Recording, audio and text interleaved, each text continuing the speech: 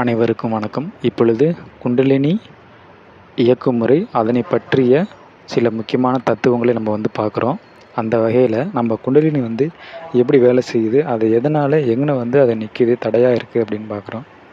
அந்த வகையில் மக்கள் பெரும்பானோர் முதுகுத்தண்டில் உள்ள இடைநாடி, பிங்கர நாடி, சுருமின நாடிகள் திறக்கப்படுவதில்லை. ஆனால் குண்டலினியானது முதுகுத்தண்டின் வழியாக நடுவாகவே மேலேற வேண்டியதாக இருக்கிறது. முதுகு தண்டிலுள்ள கலங்காதால் மேற் சொல்வதை விட அதற்கு கீழ் நோக்கி செல்வது எளிதாக இருப்பதாலும், மானிடம் பன்னெடுங்காலமாக சிற்றின்பத்திலேயே முயற்சி கொண்டிருப்பதாலும், அந்த பெரும் பழக்கத்தாலும் இந்த சக்தி அதிகம் கீழ் நோக்கி சென்று கொண்டிருக்கிறது. சுவாதிஷ்டான சக்கரத்தை தூண்டுகிறது. அந்த சக்கரமே சிற்றின்ப ஸ்தானமாகையால் அது காரணமாக அவனது சிற்றின்ப உணர்ச்சிகள், இச்சைகள் அதிகப்படுகின்றன. அவனுடைய நல்லொழுக்கங்கள் இடையூறுகள் ஏற்படுகிறது. இந்த கூடும் வரையறை தடுக்கும் பொருட்டே பண்டைய காலத்தில் மக்கள் அரைநான் கயிறு கட்டுவது, இப்போது கூட கோமணம் கட்டுவதற்கென்று கோமணம் கட்டாதவருக்கு பெண்களுக்கு அஃது அவசியமில்லை என்றும் கருதப்பட்டது. ஆனால் 10 நாட் கைக்குழந்தைக்கு கோவணம் கட்டுவது எங்கும் வழக்கமில்லை.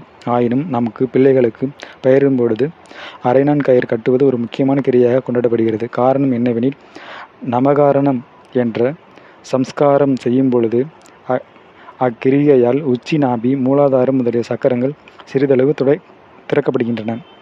அப்பொழுது உண்டாகும் குண்டலினி கிளர்ச்சியின் போது அதன் பின்னரும் கீழ் நோக்கி செல்வதை தடுக்கும் பொருட்டே அபிமந்திரிக்கப்பட்ட அரைஞான் கயிறு, பஞ்சலோக தாயத்து, செப்புக்காசு, திறவுகோல் இவற்றுடன் இடுப்பில் கட்டப்படும். அஃது உண்மையாகவே அங்ஙனம் தடை செய்ய வல்ல என்பதை மெஸ்பரிசம், ஹிப்டானிசம் ஆகிய வசீகர வித்தைகள் கற்றவர்கள் நன்கறிவர்.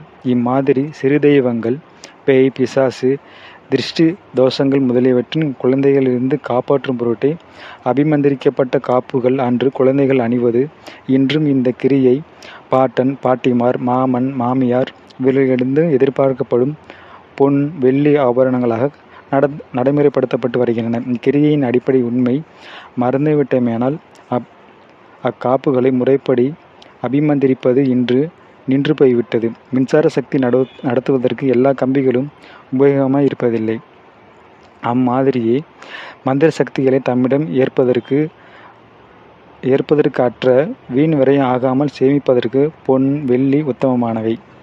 அல்லாத போது பட்டு நூல், மஞ்சள் தடவி பருத்து நூலும் போதுமானவை. இவைகள் அரைஞானுக்கு காப்புக்குமே உபயோகப்படுத்தப்படலாம். கோவணமின்றி இடுப்பை சுற்றி உந்தரியம் கட்டிக்கொள்ளாமலும், சந்தியாவந்தனம் முதலிய அனுஷ்டானங்களும் ஆலயங்கள் தரிசனம் செய்தலென்று விதியும் மேற்கூறிய உண்மை பற்றியதே. சக்கரங்களை தோன்றுவதற்கான கிரைகளெல்லாம் இவ்விதமான விதிகள் ஏற்பட்டிருக்கின்றன.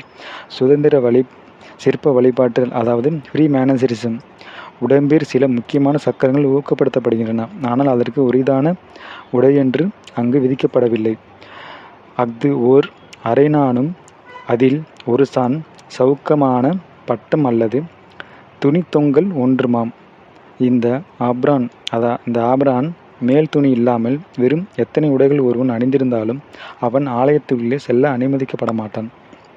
இந்த தொங்கல் ஒன்றை மாத்திரம் அணிந்து மற்றபடி அவன் நிர்வாணியாக இருந்தால் கூட அவனை தடுத்து நிறுத்த அதிகாரமும் இல்லை. அக்கயிற்றின் உண்மை பொருளென சிற்பிகள் அறிவதில்லை. ஆயினும் அது பண்டைய காலத்தில் நன்கறியப்பட்டிருக்கிறது. பண்டைய எகிப்தியர் அக்காலந்தொட்டு அரைஞான் கயிறை முக்கியமாக கொண்டாடி வந்திருந்தனர் என்பது ஆராய்ச்சிகள் சிலையிலிருந்தும், சித்திரத்திலிருந்தும், சிற்பங்களிலிருந்தும் தூங்குகின்றன.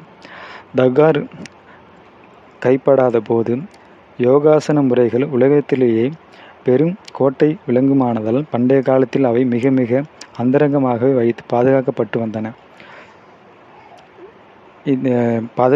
வந்தன. ஒழுக்கத்திலும் துறவிலும் மேம்பட்ட பக்குவமானவர்கள் மாத்திரமே அனுபவ ஞானிகளால் அவை கற்பிக்கப்பட்டும் வந்தன. அப்போது குறி அலையிலிருந்து சுவாதிஷ்டான சக்கரம் 2வது சக்கரமாக கையாளப்பட்டது. ஏனெனில் பிருத்திவி மார்க்கத்தில் இருக்கும்போது அது நன்கு ஊக்கப்பட்டு மற்ற சக்கரங்களோட அதிகமாக விரிவடைந்து இருக்குமாகையால் அதனை பூரண நிலை மலர செய்வது எளிதான காரியமாயிருந்தது. சாதகர்கள் அதிகமாக விரிவடைந்து இருக்குமேயானால் அதனை பூரண நிலைக்கு மலர செய்வது எளிதான காரியமாயிற்று. சாதகர் ஒழுக்கத்திலும் துறவிலும் இருக்கும்படியால் அவர்களுக்கு அதனை கேடில்லா இருந்தது.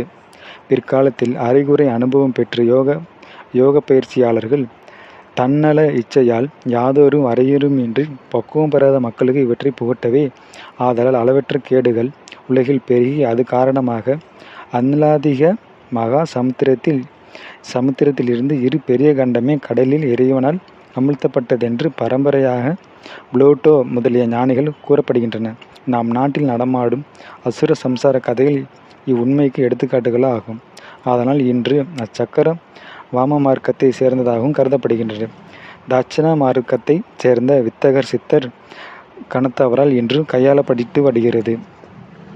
இத்துடன் இந்த தலைப்பு முடிவடைகிறது. மீண்டும் அடுத்த ஒரு தலைப்பில் சந்திப்போம். நன்றி, வணக்கம்.